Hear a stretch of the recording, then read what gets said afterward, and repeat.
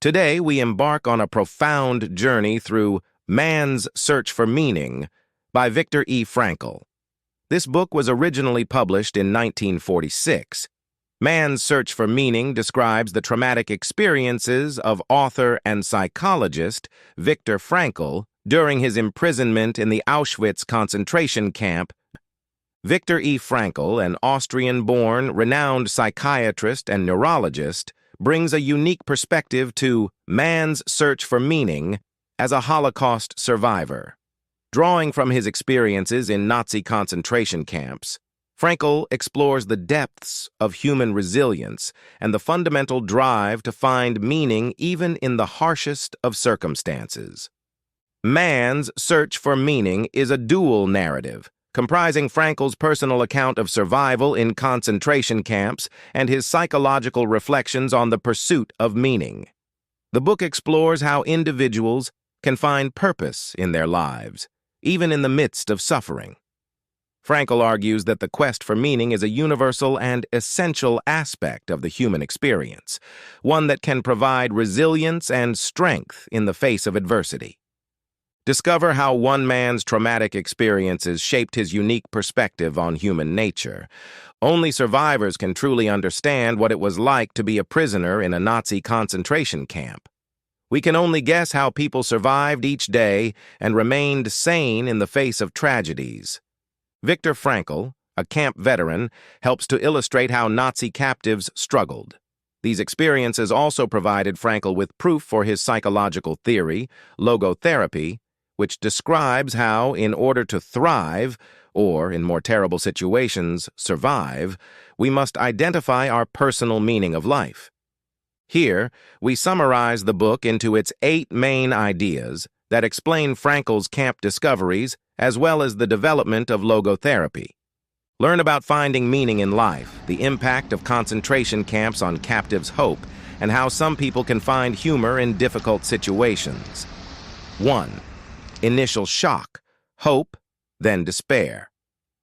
Prisoners' first reaction to the concentration camps was shock, first in the form of hope, then despair. Despite knowing the horrors of the Holocaust, they were shocked upon arrival and tried to convince themselves that everything would be all right. This led to the delusion of reprieve, falsely believing that the line they were in meant an escape from certain doom. Newly arrived prisoners were frightened by the brutality of the camp and lost hope. They began to see death as a form of relief, and many considered suicide as a way out. 2. Apathy. Apathy allows concentration on survival. After a few days in the camp, prisoners fell into a state of apathy, which allowed them to concentrate on survival and survival-related thoughts. This dull emotion allowed them to survive through the cruelties of the camp and take advantage of opportunities to improve their chances of survival. The lack of a foreseeable end to their time in the camp left prisoners unable to imagine life having any meaning.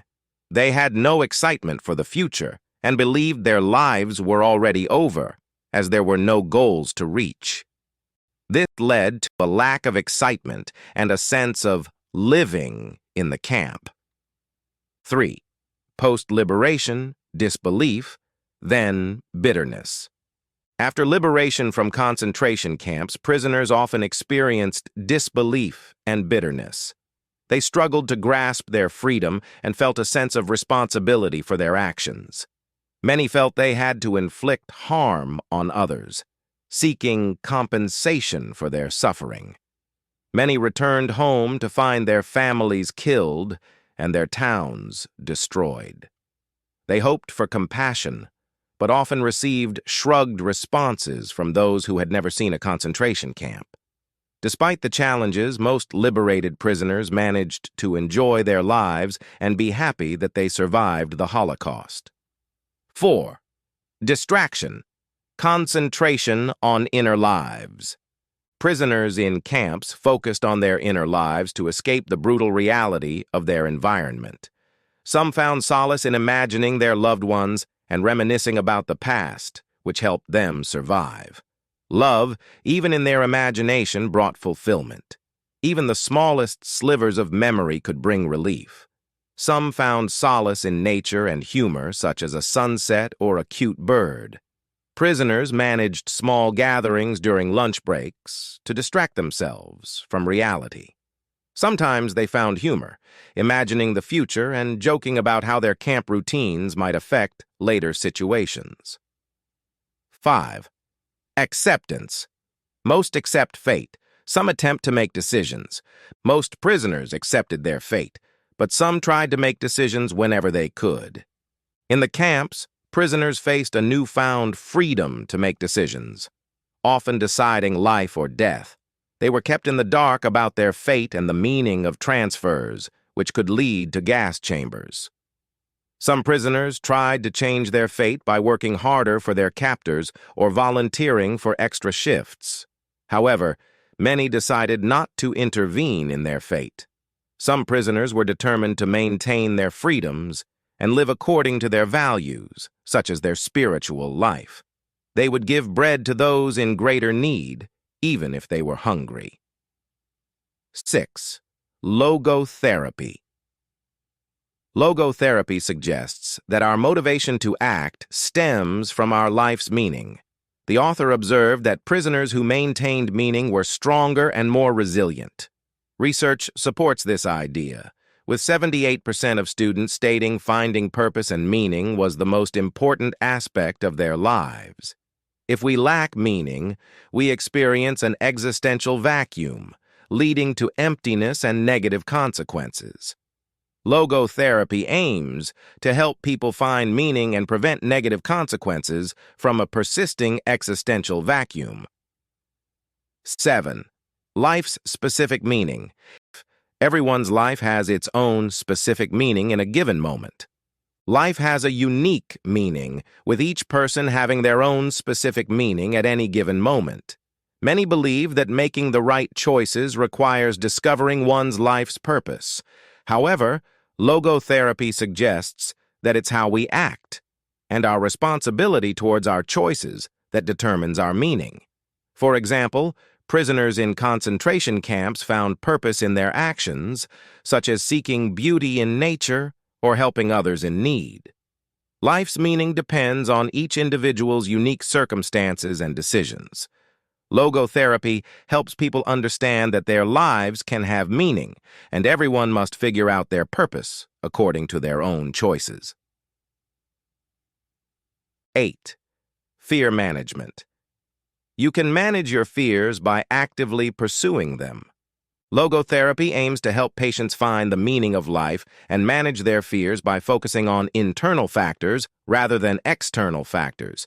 It assumes that people can make decisions and define their life's purpose independently of their environment. Logotherapy uses paradoxical intention, where the patient is asked to do exactly the thing they are afraid of, such as blushing in front of others. This helps people realize they are in control of their fears and anxieties, leading to long-term results. Our key takeaways from this book are: 1. The will to meaning. Frankl introduces the concept of the will to meaning, asserting that individuals have an innate drive to find purpose and meaning in their lives. Our ability to discover meaning in our lives is critical to our success, and in certain cases, survival. This does not have to be huge or existential. Your own personal meaning based on your current circumstances would suffice. 2. Freedom of attitude. The book emphasizes that despite external circumstances, individuals have the freedom to choose their attitude toward any given situation, a key element in finding meaning. 3. Suffering and transcendence.